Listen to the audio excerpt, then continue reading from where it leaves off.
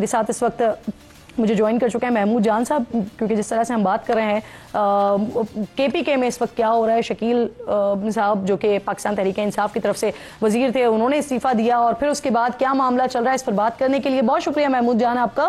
یہ بتائیے گا، شکیل خان کا ایک مبینہ تحریری بیان سامنے آیا ہے جس میں انہوں نے وزیر اعلیٰ علی امین گنڈاپور پر کرپشن کے سنگین الزامات لگائے ہیں. تو کیا اس بیان کی تصدیق ہو سکی ہے، اور اتنے سنگین الزامات پر وزیر اعلیٰ اور گڈ گورننس کی جو کمیٹی ہے اس کا کیا موقف آیا سامنے؟ جی دیکھیں، گڈ گورننس کمیٹی تو ان شکایات کی بنیاد پہ بنی تھی جو کہ شکیل خان نے پارٹی کے جو بانی چیئرمین ہیں ان کے سامنے کی تھی، اور انہوں نے کہا تھا کہ کرپشن ہو رہی ہے. تو یہاں پہ یہ خیال تھا کہ کرپشن کی تحقیقات ہوں گی، لیکن کمیٹی کو ہی گڈ گورننس کی کمیٹی کا نام دے دیا گیا. وہ پتہ نہیں اس کی وجہ کیا ہے، لیکن یہ جو بیان ہے ابھی تک اس کی کوئی تردید بھی نہیں آئی اور کسی نے نہیں کہا کہ یہ غلط ہے. یہ شکیل خان کے دوستوں کی جانب سے بھی ہمیں ملا ہے، تو جس کا مطلب ہے کہ یہ بیان بالکل ٹھیک ہے، اور اس بیان میں جو انہوں نے جو باتیں لکھی ہیں وہ بھی اسے اون کر رہے ہیں. ابھی تک کوئی ایسا بیان نہیں آیا. گڈ گورننس کی کمیٹی نے اس بیان کے آنے کے بعد کوئی مزید بیان نہیں دیا، لیکن اس سے پہلے ہی وہ گزشتہ دن وہ بیان جاری کر چکی تھی جس میں وہ شکیل خان کو گلٹی ثابت کر چکے تھے اور کہہ دیا تھا کہ شکیل خان پہ الزامات ثابت ہو گئے ہیں، اس لیے ان کو برطرف. شکیل خان کے مطابق 2 بار اس ٹھیکے سے متعلق انہوں نے تحقیقات شروع کروائیں، لیکن دونوں بار اس کو بند کر دیا گیا، اور دوسری بار تو وزیر اعلیٰ کی ہدایت پر بند کیا گیا.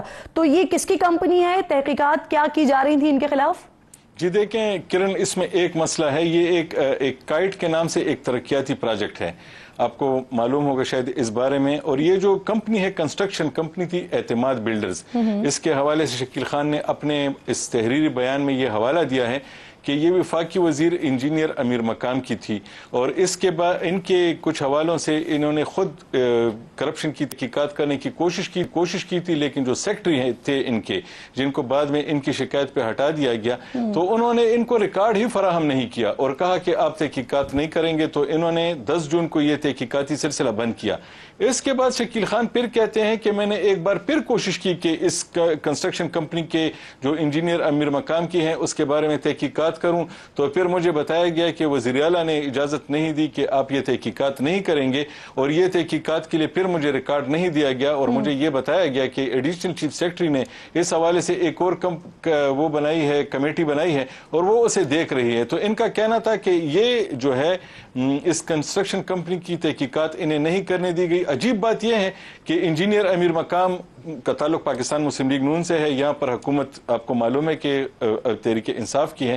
ان کی آپس کی لڑائیاں بھی چل رہی ہیں، لیکن وہ اس ایک جگہ پہ آ کے اگر شکیل خان کی بات کو ٹھیک مانا جائے تو یہ عجیب سا لگ رہا ہے کہ انجینئر امیر مقام کی کمپنی یہاں پہ کاروبار بھی کر رہی ہے، ایک دوسرے کے خلاف صوبائی حکومت اور مسلم لیگ نون کی طرف سے بیان بازی بھی ہو رہی ہے، لیکن وہ کاروبار بھی یہاں کر رہی ہے، اور اگر ان کے خلاف کوئی تحقیقات ہوتی ہے تو بچانے کی کوشش بھی ہو رہی ہے. بالکل ٹھیک سر. شکیل کے بعد ان کے حامی یا پرانے ساتھی ہیں وہ بھی اب سامنے آ رہے ہیں، بات کر رہے ہیں. عمران خان نے عاطف خان اور دیگر سے کہا ہے کہ وہ کمیٹی کے سامنے بات کریں، بیانات نہ دیں. تو اس بیان سے کیا مطلب لیں ہم؟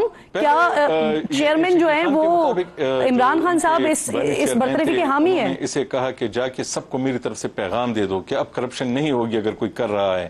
اور اب اس کے بعد بانی چیئرمین کا یہ بیان سامنے آنا کہ وہ کہیں کہ اس قسم کے بیانات بھی یہاں پہ بند کر دیے جائیں، اور شکیل خان کے جو دوست ہیں ان کو یہ پیغام ملنا، یہ بڑی عجیب بات ہے. کیونکہ ایک پیغام تو آیا ہے، یہ اس کی ابھی تصدیق اس لیے نہیں ہو سکی کہ بیان ان سے جو منسوب کیا گیا ہے وہ کتنا ٹھیک ہے، لیکن ایک اہم رہنما نے یہ بیان دیا ہے کہ انہیں کہہ دیا گیا ہے کہ آپ باہر باتیں نہ کیا کریں.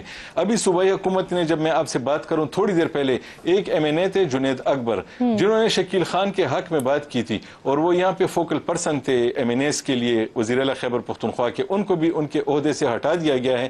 اس کا مطلب ہے کہ صوبائی حکومت اور یہ جو گروپ ہے یہ ایک دوسرے کے آمنے سامنے ہیں، اور کوئی معاملات ابھی تک ٹھنڈے نہیں ہوئے. صوبائی حکومت اپنا اختیار استعمال کر رہی ہے اور یہ لوگ اس کے خلاف باہر بات کر رہے ہیں. تو یہ سلسلہ جو ہے ابھی تک. اچھا محمود، یہ بظاہر تو یہ کرپشن کا معاملہ لگ رہا ہے نا، لیکن کیا واقعی یہ معاملہ اتنا سادہ ہے، یا کوئی وزارت اعلیٰ کا مسئلہ ہے، یا کوئی اور چپکلش ہے کیا؟ ہاں، تحریک انصاف جب سے اس کی یہاں پہ حکومتیں بننا شروع ہوئی ہیں تو یہ ہمیشہ جب بھی 2013 میں تحریک انصاف حکومت میں آئی تو دو تحریک انصاف تھیں. ایک وہ تھی جو کہ حکومت میں تھی اور جو مزے لے رہی تھی، اور ایک وہ تھی جو کہ کرپشن اور باقی دیگر معاملات کے خلاف ہونے کے نام پہ اس حکومت کے خلاف ہمیشہ کام کرتی تھی. 2018 میں حکومت بنی تو ایک تحریک انصاف جو تھی تو وہ حکومت کر رہی تھی اور دوسری اس کے خلاف کام کر رہی تھی. جو یہ تیسری بار ہے اس میں بھی ایسا ہی ہے.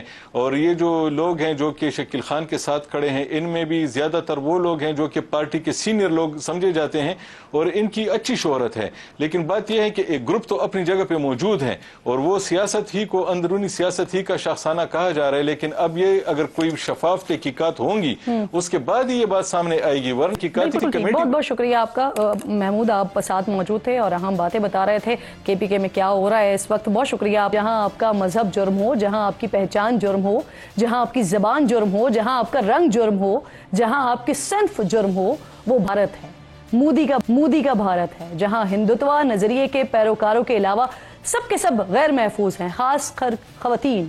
دہلی تو پہلے ہی ریپ کیپٹل کا خطاب پا چکا ہے، لیکن اب لگتا ہے کہ مودی کے مسلسل راج میں انڈیا دنیا بھر میں ریپ کا مرکز بھی بن جائے گا. ایسے ہی کئی ریپ کے واقعات کے دوران ایک اور روح تڑپا دینے والا واقعہ 9 اگست کو انڈین ریاست بنگال کے شہر کولکتہ میں ہوا ہے، جہاں دوسروں کا درد دور کرنے والی 31 سال کی ایک ٹرینی ڈاکٹر کو اپنے ہی میڈیکل کالج کے اندر ریپ اور بدترین تشدد کر کے عبرت ناک دے دی گئی. انڈیا میں خواتین کے ساتھ ریپ اور تشدد کا یہ کوئی پہلا واقعہ نہیں ہے، اس سے پہلے بھی ایسے کئی بھیانک واقعات ہو چکے ہیں. لیکن دسمبر 2012 میں دہلی میں چلتی بس میں ہوئے گینگ ریپ کا وحشیانہ واقعہ آج بھی بھلائے نہیں بھولتا. اس وقت جفتی کیس نے انڈیا میں احتجاج اور مظاہروں کا طوفان برپا کر دیا تھا، جس کے نتیجے میں ملزمان کو سخت سزائیں ملی. لیکن اس کے باوجود آج ایک دہائی بعد بھی بدقسمتی سے انڈیا میں خواتین کو ایسے ہی خوفناک صورتحال کا سامنا ہے. لیکن اس کے خلاف معاشرے کی طرف سے جو رد عمل آیا ہے وہ گزرے وقت سے زیادہ ہے. اس بدترین واقعے کے خلاف صرف کلکتہ ہی نہیں بلکہ انڈیا بھر میں ہزاروں افراد احتجاج کر رہے ہیں. انڈیا بھر میں ڈاکٹرز اور میڈیکل کے شعبے سے وابستہ افراد نے 24 گھنٹے کی ہڑتال شروع کر دی ہے. کئی اسپتالوں نے تو پیر سے او پی ڈیز، آپریشن تھیٹرز اور وارڈ ڈیوٹی بھی بند کرنے کا اعلان کر دیا ہے. انڈین میڈیا کہتا ہے کہ اس ہڑتال کے دوران 10 لاکھ سے زائد ڈاکٹرز ڈیوٹی پر نہیں آ رہے ہیں.